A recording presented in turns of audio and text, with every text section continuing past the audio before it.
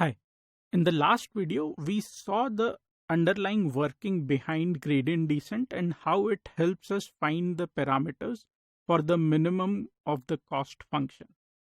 Now, the assumption which we made here was that the shape of the cost function was actually an ideal convex function. That is, it actually had only one minima. So we could start at any point and then use the differentiation to reach to the minima at any point in this curve. Now, what if you have a curve like this where you don't have just one minima, but you have actually multiple minimum points?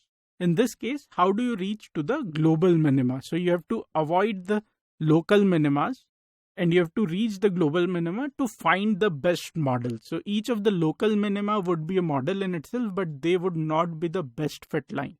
We have to reach to the global minima. So how do you do that? So each of these local minima would be a model in itself, but they would not be your ideal or the most optimum model. So we need to ensure that our gradient descent doesn't stop at these local minimas, but actually goes to the global minima. And how do you do that? So there are two parameters which can help us find the global minima. So the first one is the random initialization.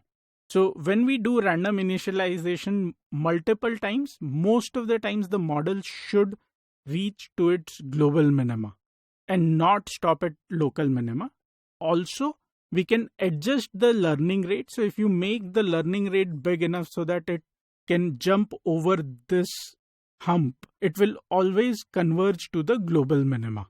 So those are the two parameters using which we can find the right optimum global minima. Thank you.